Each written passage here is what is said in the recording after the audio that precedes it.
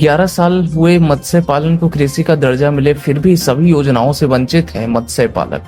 इस मुद्दे पर पत्रकार वार्ता करते हुए कांग्रेस प्रवक्ता संजय चौबे ने बताया कि 2014 में सपा की सरकार में मत्स्य पालन को कृषि का दर्जा दिया गया था, पर आज तक कोई भी सरकारी योजनाओं का लाभ नहीं मिल पाया। मत्स्य पालक बिजली का कनेक्शन भी लेने जाते हैं तो उन्हें कमर्शियल बिल थमा दिया जाता है और पूछने पर अधिकारियों का कहना होता है कि उनके पास कोई भी आदेश की कॉपी नहीं है कि मत्स्य पालन को कृषि का दर्जा है। देखिए, प्रेस वार्ता इसलिए किया गया है कि 2014 में मत्स्य पालन को कृषि का दर्जा दिया गया था।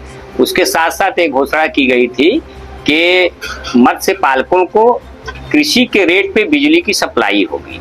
दूसरी बात कि उनको विपणन व्यवस्था प्रदान किया जाएगा और मत्स्य पालकों का जो दैवीय आपदा से सामना होता है, कभी कभी मछलियां मर जाती हैं, तो उसमें उनकी मछलियों का बीमा वगैरह और किसान क्रेडिट कार्ड के आधार पे उनको जो है कि लोन वगैरह की सुविधा मुहैया कराई जाएगी। लेकिन बड़े ही शर्मनाक बात है कि आज तक मछली पालकों को कृषि रेट पे बिजली न तो दी गई न तो कनेक्शन दिया गया।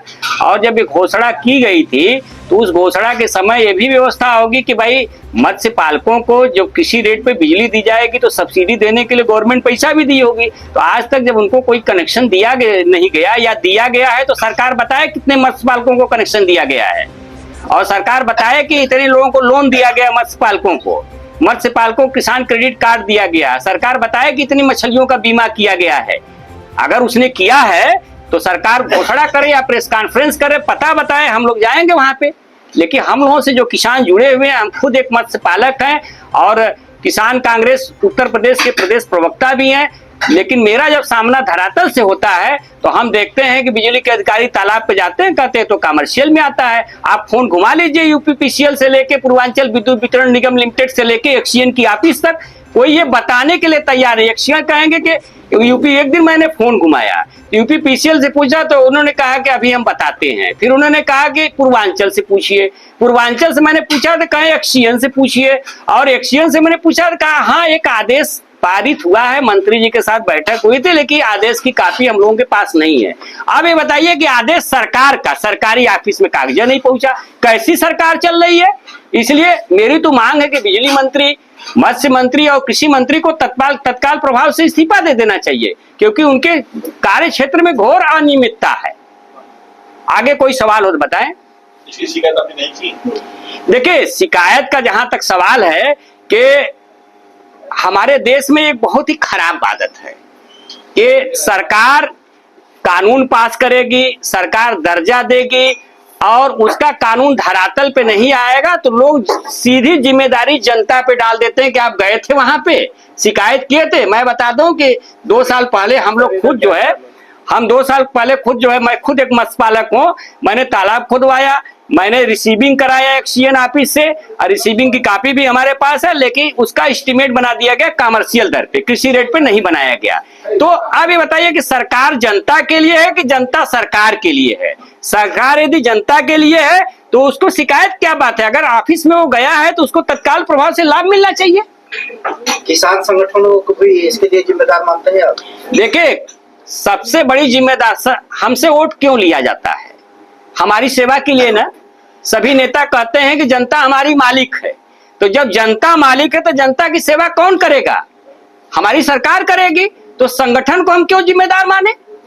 मतलब रोना जरूरी है सुविधा के लिए कि सरकार अपनी जिम्मेदारी निभाएगी। सरकार कहती है कि हर सुविधाएं सरकार किसानों तक पहुंचाएगी, तो उसकी जिम्मेदारी है वो पहुंचाए। नहीं, सरकार की जिम्मेदारी तो रही है, लेकिन किसान संगठन के जो नेता बनते हैं, हाँ, क्या उनकी जिम्मेदारी नहीं बनती है? देखिए, मेरी जो प्रेस कॉन्फ्रेंस आज है, आज का जो मुद्दा है, आज का मुद्दा है कि ये जो शासनादेश है उसका पालन नहीं हुआ है, और 11 साल हो गए। 11 महीने होते तो मैं मान जाता, ये 11 साल हो गए और 11 साल में ये स्थिति है। सरकार दोषी है। किसान संगठन क्या कर रहे हैं क्या नहीं कर रहे हैं उससे मेरा लेना देना नहीं है। मेरा लेना देना यह है कि सुविधा जनता तक क्यों नहीं पहुंची। अगर जनता तक सुविधा पहुंचती तो किसान मजबूत होते, किसान मजबूत होते तो देश मजबूत होता, और देश मजबूत होता तो ये समझ लीजिए हमारा देश जो चौथी अर्थव्यवस्था लोग कहते हैं पूरे विश्व की है, प्रति व्यक्ति आय कितनी है? तो प्रति व्यक्ति आय बढ़ाने के लिए जो प्रधानमंत्री जी मत्स्य संपदा योजना घोषित किए हैं, तो उस मत्स्य संपदा योजना का लाभ तो मतलब अनुदान वगैरह वो मिलता है जो तालाब वगैरह खुदवाते हैं, लेकिन जो इसमें लिखा है शासनादेश में वो चीज नहीं मिलती है। आय बढ़ाने की बात कर रहे हैं, लगातार प्रधानमंत्री सोलर पैनल पे भी ध्यान दे रहे हैं। इसकी देखिए आज की जो प्रेस कॉन्फ्रेंस है ये सीधे सीधे मत्स्य के ऊपर है, कृषि दर्जे के ऊपर है। सोलर पैनल पे एक दिन मैं विधिवत आऊंगा, आपको तमाम सवाल करने का मौका मिलेगा और उसमें मैं क्या कहने वाला हूं उससे शायद हड़कंप मच जाएगा। आप कह रहे हैं सोलर पैनल पे, लेकिन जहाँ मछली पालन है वहाँ पे पैनल लगाकर तो उसमें पानी टुल्लू हो गया है, चाहे मोटर हो गया, तो उसमें वो भी तो बिजली बचत के लिए वो कर रहा है। देखिए आपको बता दें कि मैं 2 साल पहले जब मछली पालन शुरू किया था खुद, तो मैंने 7 किलोवाट का सोलर पैनल लगाया हुआ है। और कारण क्या था कि ये जो है कि मुझे बिजली कृषि रेट पर नहीं दिया गया। 5,13,995 रुपये का बिल बना दिया गया। मैंने 3,60,000 से ही सोलर पैनल लगवा के आज भी मैं बिजली पानी भर रहा हूँ अपना। तो लेकिन ये जो शासनादेश है, बिजली किस लिए है?